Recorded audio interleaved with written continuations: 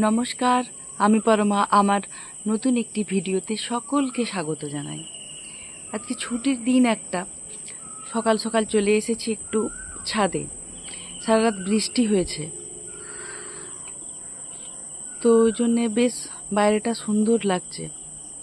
বাকিরা কেউ এখনও ঘুম থেকে ওঠেনি, তো আমি ভাবলাম আমি তাড়াতাড়ি উঠে পড়েছি আর যাই একটু ছাদে যাই। ছাদে এসে দেখি আমার একটা নতুন ফুল ফুটেছে। এই যে এই ফুলটা, গ্রিনের ওপর পিঙ্ক, কি দারুণ লাগছে তাই না? কিন্তু এই ফুলটার আমি নাম জানি না। আপনারা যদি কেউ জেনে থাকেন তাহলে কমেন্টে আমাকে বলতে পারেন। আর কিছু আছে এখানে, জবা গাছ, টুকটাক কিছু ফুলের গাছ আছে এখানটাতে।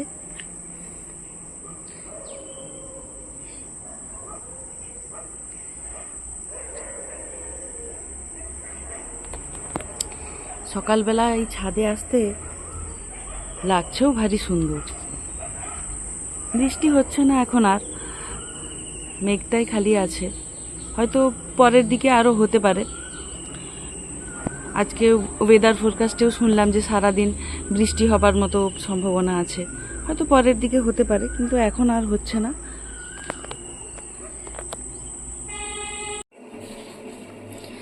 ছাদ থেকে নেমে এসে সুন্দর করে আদা দিয়ে একটু চা বানিয়ে নিয়েছি।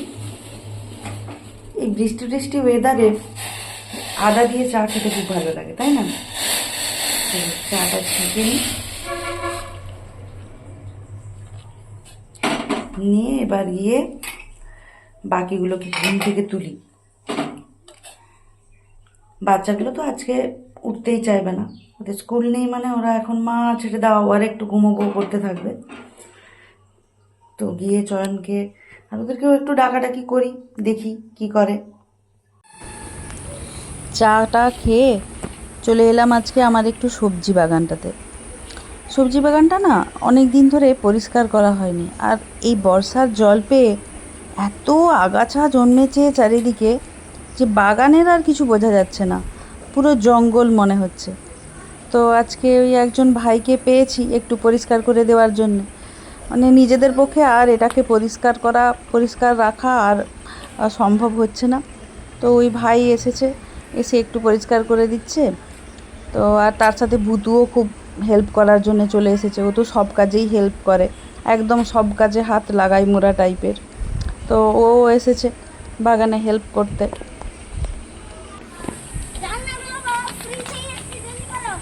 আর তুই বাবার হেল্প করবি বলে আসলি, এসে তুই এখানে কি করছিস? ভুতুর গাড়ি ধোয়াতে খুবই আগ্রহ, কিন্তু ওর বাবা ওকে গাড়ি ধুতে দিচ্ছে না। ওরা দুজন রিকোয়েস্ট করছে বাবাকে যে দাও আমরা এই গাড়িটা ধুয়ে দিই,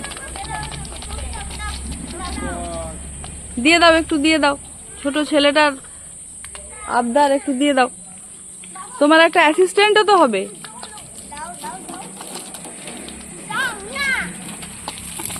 পুজো দিতে গিয়ে গাড়িটা প্রচন্ড নোংরা হয়ে গেছিল, বৃষ্টি হচ্ছিল তো প্রচন্ড নোংরা হয়ে গেছিল। ওই জন্য তারপরে ওই দিন খুব দেরি হয়ে গেছিল, এসে আর ধোয়া হয়নি। আজকে আবার একটা ছুটির দিন পাওয়া গেছে।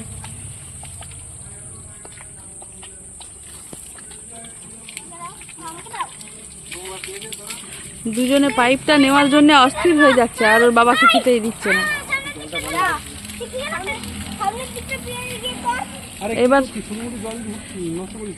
এবার দুজনে মিলে শুরু করেছে, দুজনে মিলে ধরতে হচ্ছে পাইপটাকে।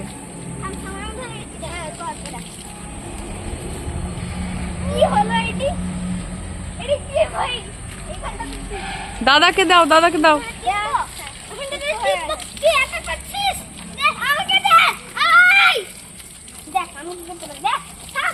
হ্যাঁ, ও কি করতে পারে দেখ। ওরা যা খুশি করুক, আরিসের আবদার হয়েছে আবার চপ খাবার। আমি যাই বাড়ির দিকে। এগুলোকে এবার একটু উল্টে পাল্টে ভালোভাবে ভেজে নেয়, একদম লাল লাল করে উল্টে পাল্টে ভালোভাবে ভেজে নেয়। একটু বাকি আছে এখন।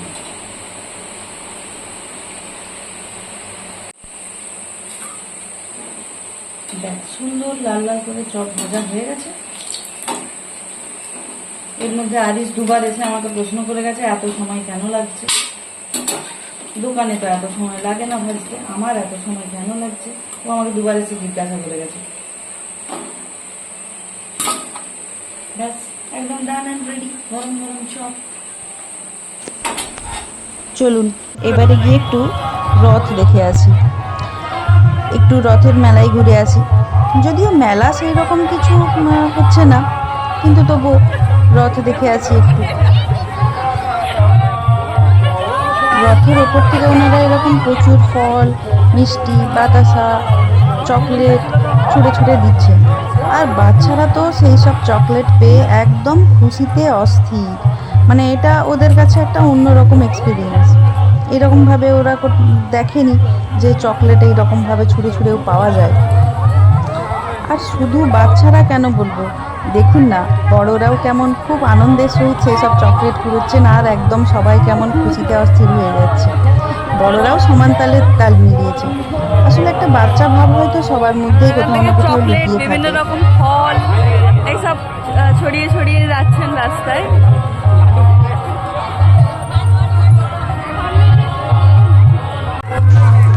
মাঝে মাঝে আবার দাঁড়িয়েও পড়ছেন, মানে রথটা দাঁড়িয়ে যাচ্ছে আর কি। তো দাঁড়িয়ে তখন এইরকম ভাবে আবার চকলেট, জিলিপি, এই বাতাসা এইসব ছুটছে, তখন সবাই মহা আনন্দে আবার সেগুলোকে কুড়োচ্ছে। এখানটায় ওনারা একটা খুব সুন্দর বার্তা দেওয়ার চেষ্টা করেছেন। আমি জানি না ক্যামেরাতে কতটা ধরা পড়েছে বা কতটা কি পড়া যাচ্ছে ওটা, কিন্তু ওনারা একটা সুন্দর বার্তা দেওয়ার চেষ্টা করেছেন।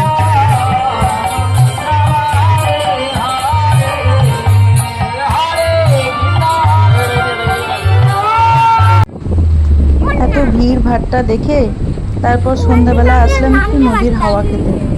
এত হাওয়া দিচ্ছে আর এত ভালো লাগছে এই জায়গাটা সন্ধ্যাবেলাটা। এখানে নেমে কোথায় যাবে, এখানে অন্ধকার।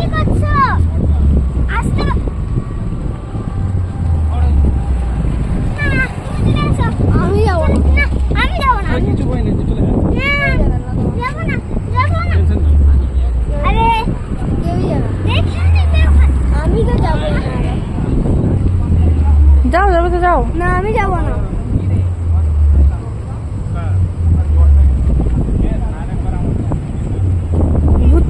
বুধু মাছ দেখতে পাচ্ছিস নাকি? দেখ পুলিশে ধরলে একবারে পিটিয়ে পাট করে দেবে। আসলে এখানে জায়গাটা একটু বেরিয়ার করে ঘেরা আছে, তো ওই জন্য বেটুর মনে হচ্ছে ওখানে গেলে পুলিশে ধরবে। চলো বাবা, এই অস্থির হয়ে যাচ্ছে, চলো।